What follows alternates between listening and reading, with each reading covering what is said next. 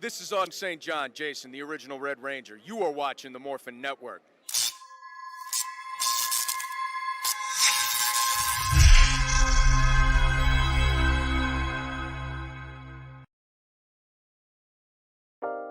Carson's Corner is a black LGBTQ-owned small business. They sell merchandise and apparel on pop culture franchises such as Dragon Ball, King of the Hill, Sailor Moon, and of course and most importantly, Power Rangers. If you're interested in getting their amazing merch, be sure to check them out at carsoncorner.com. Link will be down below. At last, all 6 Rangers are indisposed, and I, Void Knight, will be taking over this podcast, and there's nothing anyone can do to stop it. Soon, my beloved will return to me. Wait, hold on. Wrong love story this episode. Sorry, guys. Welcome to Ranger Podcast Live. This is really awkward because you're thinking, wait, you're here by yourself. Shouldn't this be Rider Time Podcast? No, it's Ranger Podcast Live. So let's move that out of the way. There we go. Episode 19, The Makeover. That's right.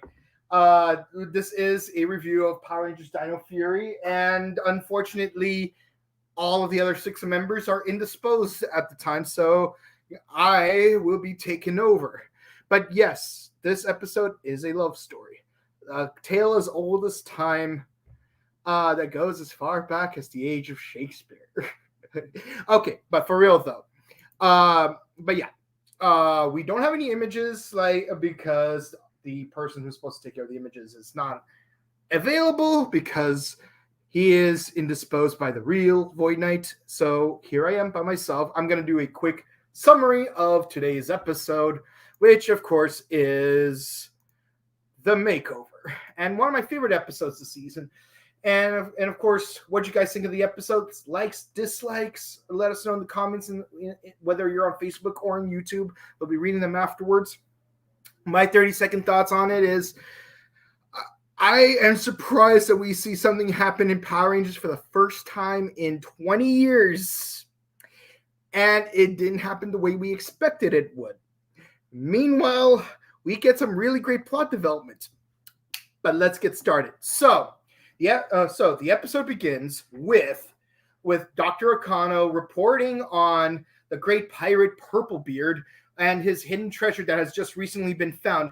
And I'm thinking, wouldn't it work better if it was Brownbeard instead of Purplebeard? Because then you'd have a Power Rangers Overdrive reference because, you know, the pearl of the Corona Aurora. Turns out he had a different treasure in mind, but oh well. But of course, this is part of a report that Jay Borg was anchoring with some backstage help from Amelia. And of course, as a special guest that was being interviewed by Jay Borg was the museum curator named Beatrice. And of course, she says, this museum runs on donations, so make like Wikipedia users and ignore me completely. So of course, Pop-Up happens to be in the building fixing something as he always does, and he walks up to Beatrice and tells her that he's a huge fan of her work, and says, one time I had some art, then the security guard told me to put it down. It was a dad joke, but it was funny and it was cute and charming, and of course, Beatrice was enamored with his sense of humor, so they agreed to go to lunch together, and it was adorable. And of course, Amelia, being the Yenta that she is, not like Javi, tells that she's going to help him out. Of course, he wants to do it himself, because you got to be yourself, because that's the kind of person that people usually fall in love with. But it is what it is. Amelia wants to take over the whole, I gotta help Pop-Up. He's completely useless in a romantic setting. And, this is giving me what's called Community vibes in that episode where everyone tried to change Abed to be more dateable. I'm rewatching Community. But it just so happens that there is a Sporks attack. And, of course, the monster of the day is Switchbone, or is it bone switch? It's got those two words in there. But the point is, he has two horns that look like a magnet, and they cause two people to switch bodies. And of course, it was sent out by Void Knight in order to retrieve the treasure chest and subsequently any potential Ranger technology that might be hidden within it, because there's potential Ranger tech in there. Now, the Rangers do try to fight it at first, but then Bone Switch uses his ability to cause Javi and Ollie to switch bodies, Zato and Amelia to switch bodies, and because they're not in the correct bodies anymore, the four of them had to demorph, and they're unable to morph again, and they needed to regroup in order to figure out how to fix this. Meanwhile, while Izzy and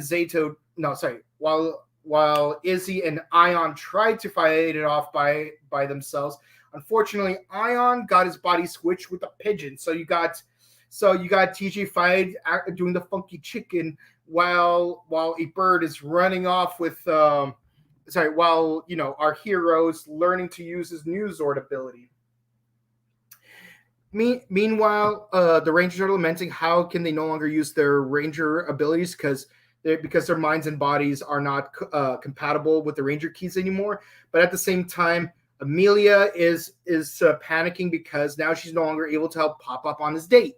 And of course, Zato says, "Listen, Amelia, why don't you let him be himself? Like, isn't that the whole after school special lesson that we're always supposed to be teaching these kids?" But of course, Amelia's like, "But he can't be himself. He's socially awkward and lacking in charm." I'm like, Amelia, bite your tongue. You don't know Pop Up like I do, and he's your grandpa. Nevertheless, they do come up with a plan to conveniently have Amelia, Zato in Amelia's body, hand him a microphone and earbud, while Amelia in Zato's body will give him advice over the earcom. And of course, Pop-Up gets dressed in a nice suit and tie, something that strangely feels like something that Campbell Cooley would wear if he was trying to count the number of gumballs in a jar, just saying. But of course, so they go out on a picnic, and Pop-Up is doing okay at first, but then because of a bee and some cologne, the date almost gets ruined with hot soup spilling everywhere. And of course, then when Pop-Up goes back to telling the date is a disaster, Zato in Amelia's body says, "Listen, I'm sorry I have a cold, so I sound like my friend that I've just met a few months ago. But listen, forget the advice I gave you 20 seconds ago. Just be yourself. You do you, boo-boo. And I'm pretty sure things will work out for the better." And of course, Pop-Up gets back into his normal work clothes, and things are actually hitting off. You actually got Beatrice saying, "I recognize these stains. This is a mustard stain. This is an oil stain. This is a grease stain." And I'm like, and turns out Beatrice, before being a curator, was an engineer. So their relationship is actually working out without a hitch. And to me, like, this is a real community moment, because I remember everyone was trying to change Abed and like, "Oh, you should be more like Don Draper." And he was really good at it, but this wasn't him. And turns out ladies already like him for who he was, but it is what it is. So I love the references it's making here. And of course, ladies and gentlemen, if you want to attract someone, be yourself. If they don't like you for you, assuming you don't have any toxic personality traits, then they should have no problem falling in love with you. And then so then the Rangers go back to the base, and Salon explains to them that while their minds are switched, they still have the Ranger energies, which means that Ollie's body needs to have the Black Ranger key, and Javi's body needs to have the Blue Ranger key. Amelia's body needs the Red Ranger key, and Zato's body needs the Pink Ranger key.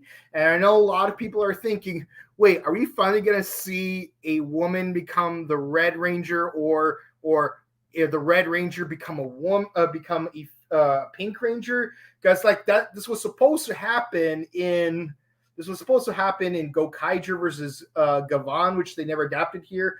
or in Tokyuger, which isn't getting adapted, let's be honest. Tokyuger will never be a Power Rangers season, though I wouldn't mind it, but I have a feeling it just won't. But no, they just morph into their they just do that energy morph thing where like you see their bodies covered in the light and then they just transform.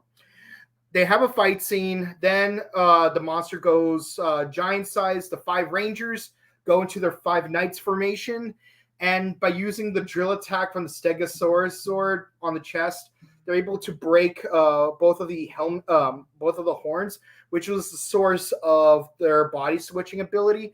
So the 4 Rangers demorph again. It's like, hey, we got our bodies back. Okay, now let's switch keys again so we can morph once more. So I like that bit of continuity. But then the continuity breaks a little bit because when Ion switches his body back with the pigeon, which for some reason he's starting to enjoy, the moment he teleports to the Zord somehow has 6 pedestals again.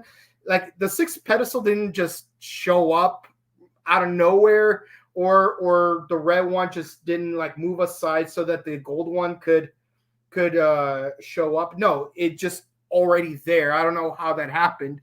If someone from the editing department could tell me about that, please let me know. But of course, they do a finishing move and then they knock the monster up in the air where the Mosasaur like bites down on it like the Mosasaur from Jurassic World, which was fun. And of course, the episode ends with them unloading the hidden treasures of Purplebeard, and turns out inside the chest there were these seemingly puzzle pieces, which Pop-Up was able to put a piece together because he's like, I love a good jigsaw, and then the pieces reveal a map showing that Purplebeard had 2 of the Ranger keys, and a map revealing that that they're hidden in a Dino Henge. So of course the Rangers escort Dr. Akano and Beatrice and Pop-Up to the Dino Henge where the Red Ranger's ocular Dino key is able to locate the location of the treasure, revealing the 2 lost Dino keys. Ending the episode here. So, with all that exposition out of the way, what you guys think of the episode? Did you like it, dislike it? Let us know in the comments. Me, I actually really like the episode because while it did not make Amelia look very appealing as a character because of how much she's trying to shove herself into the whole Pop-Up dating thing, that is what some people do, and I know they do it out of love, but sometimes you gotta let people be themselves, and I appreciate that. Not only did Beatrice like Pop-Up for who he really was, but she really liked him for who he was, like down to the grease stains. And it's adorable, and you should always pursue a relationship like that. As I mentioned, something did happen this episode that we haven't seen in 20 years, and that is for the first time since Time Force, we actually see one character kiss another character. Now, it's not mouth to mouth like Tommy and Kimberly, but if you recall, in Power Rangers Time Force episode 28, Wes did accidentally kiss Jen on the cheek, and it was photographed, which led to some love triangle stuff with Alex. And that was the last time we see any character kiss another character in Power Rangers. Correct me if I'm wrong. But we do see Beatrice kissing Pop-Up, whose name is actually Ed Jones. So we actually find out his actual name. So you're hoping for a Ranger to kiss another Ranger, or Ranger to kiss with another civilian, like maybe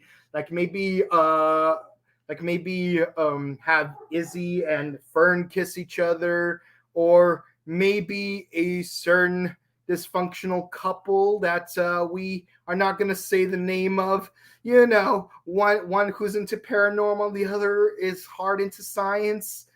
But hey, at least we're getting something, and there's really good chemistry between Beatrice and Pop, so I like that. So I give this episode a 10 out of 10. It's goofy and campy, but I love it. This is a modern classic in terms of Power Ranger episodes. So what did you guys in the audience think of the episode? Let's go. Edward says hello. Thomas says hey. Episode 2021 to go together. Yeah, it's a two-parter, but I don't know if we're gonna do them together, if it's gonna be one after the other. But it is what it is. Let's see. And then finally we got, oh look, it's Slider himself.